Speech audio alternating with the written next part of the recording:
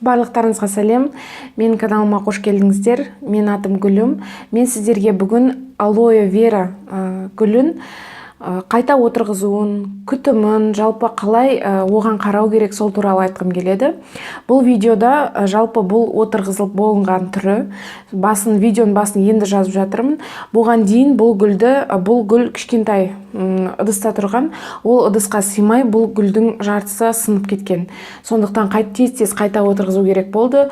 Даламызда көктем, соған байланысты гүлді көктемде ғана отырғызу керек, қайта отырғызу керек, немесе күзде. Қазір көктем болғасын тез қайта отырғызып алдым. Егер барлығы қалай көбейту керек бұл гүлді, қалай қарау керек, қандай неге пайдалы, сол туралы білгіңіз келсе, менімен бірге қалыңыздар. Біз бастаймыз алоэ вера гүлін қайта отырғызуға. Бұл гүл өз горшогына сыймай, өз ыдысына сыймай, қараңыздар, барлық жерінен балалап кеткен, барлық жерінен тамырлап кеткен. Сондықтан қайта отырғызу керек болып тұр. Қараңыздар, тамыры сыртынан шығып жатқан, қараңыздар қалай толып кеткен.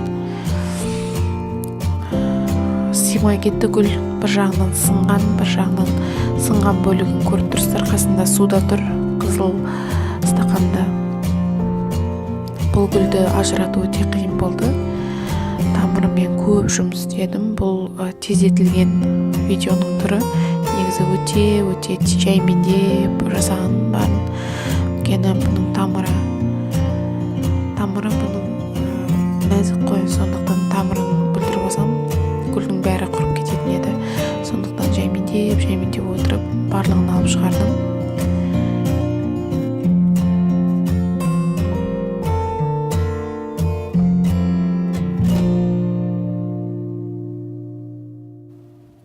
Бұл гүлдің күтімін айта кететін болсам, бұл гүлдің күтімі өте оңай. Бұл суккуленттерге жатады.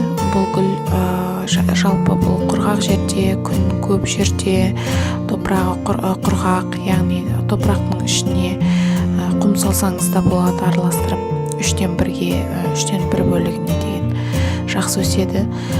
Суды аптасына бір рет құясыз. Өте су жоқ болып қалса, егер сіз үйден кетіп қалсаңыз, сондай жағдайлар болады ғой.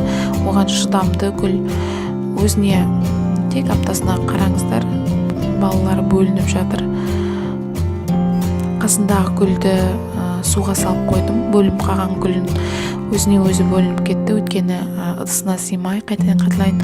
Оны суға салып қойдым. Суға салып қойғаннан кейін тамырлайды ғой, содан кейін сіздер қайтадан жаңа ыдысқа отырғызып тамырлағаннан кейін жаңа алоэ вера алуға болады. Қараңыздар, кішкентай болса да тамырлары қандай үлкен. Барлығының қараңыздар, тамырлары бар. Мен суға салып қойдым, жаңа бөлініп қалған тамыры жоқ. Сондықтан суға салдым. Енді мына суда тұрған алоэ вераны тазалап жіберу керек. Алоэ вера өскен сайын, егер орын жетпесе, астындағы жапырақтарын тастап отырады, яғни қурап отырады. Егер орын үлкен болса, әрине ол ұзынға өсіп, ешқандай құрамайды. Мына жердегі кішкентай ыдысқа үлкен алоэ вера өскесін, әрине сыймай, ол қурап отырған. Сондықтан барлығын тазалап жатырмын, кесіп жатырмын, және суға салып қоямыз. 2 аптаның ішінде тамыр шығады.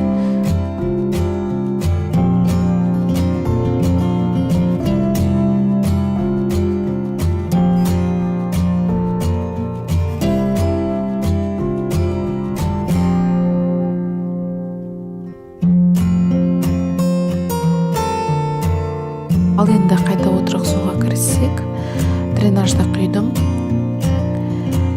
Суккуленттерге арналған топырақ, немесе фикустарға арналған. Бұл арнайы жасалған топырақ, ішінде сізге ештеңе мен құм құю керек, айтып отырып, араластырып. Бұл жағдайда ештеңе жасамайсыздар. Сіздің орныңызға барлығын жасап қойған, тек сіз құясыздар да өзіңіздің өсімдігіңізді отырғызасыздар. Мен бірінші жаңағы алоэ вераның тамыры бар үлкенін отырғызам. Екеуін бөле алмадым, өйткені екеуінің сабағы бір екен, тамыры бір екен. Сондықтан бұны бөлу мүмкін емес. Біреуін бөлсең, біреуі қалып қоятын еді, сондықтан екеуін бірге отырғызып жатырмын. Ыдысым үлкен деп ойлаймын, бұған жету керек 1 жылға. Ендігі жылы көреміз. Топырағымызды сеуіміз.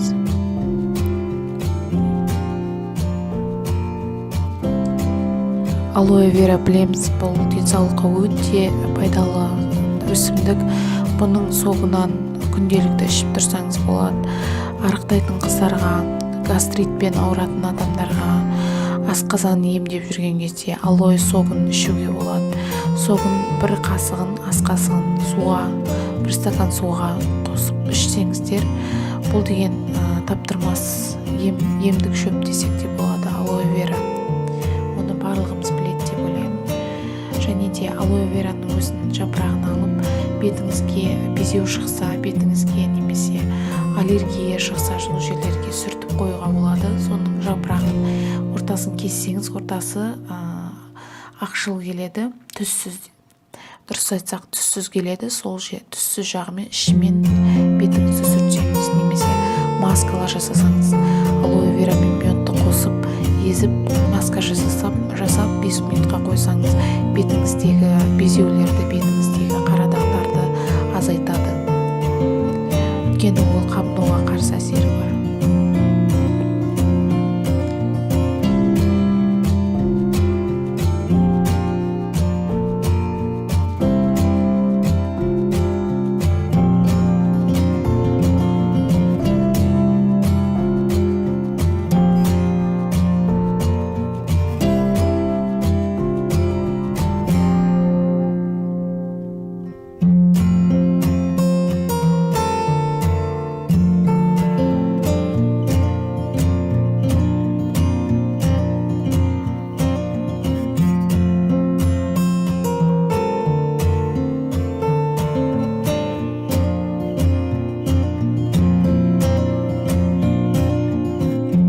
Ал енді жаңағы қалған балаларын отырғызым келіп отырып, алоэ вераның жаңағы қалған тамыры барларын ғана отырғыздым.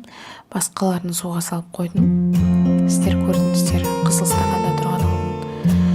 Ал енді бастаймыз. Өздері кішкентай болса да қараңыздар, тамырлары қандай үлкен. Бұларды мен үйге қалдырмаймын. Бұны біреуге беру керек болады. Өйткені біреуі жетеді. Жаңа стақандағысы тамырласа, ол 2-і жетеді. Жеткілікті. Алоэ вера барлық үйде болу керек деп ойлаймын. Егер аяғыңызға кесіп алсаңыз, олардың десе алоэ верамен басып қоюға болады. Емдік шөп.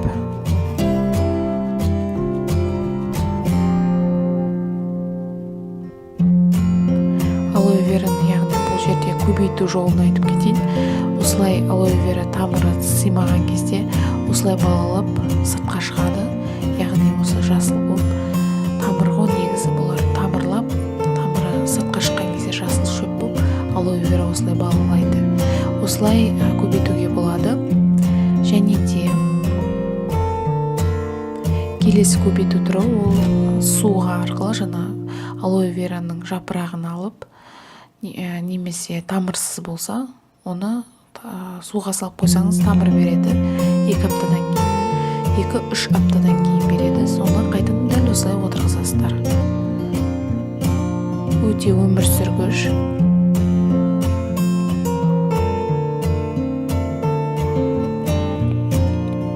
Күн көзіне төзімді. Егер күн көзіне сізде терезеңіз күн көзінің алдында қатты болса, оған төзімді. Өйткені өзінің шыққан жері сондай.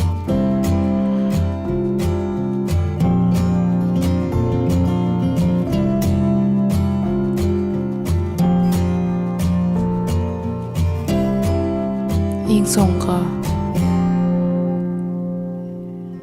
алоэ верамызды қайта отырғызамыз. Одан кейін міндетті түрде отырғызып болғанда сәл су құясыздар. Тамыр құрғап қалады, өйткені сіздер отырғызып жатқанда сол процесте. Сәл болса жеткілікті сол. Каналыма жазылыңыздар, лайк қойып отырсаңыздар, мен видеоларым жақсы тарауға көмектесесіздер. келесі кездескенше сау болыңыздар.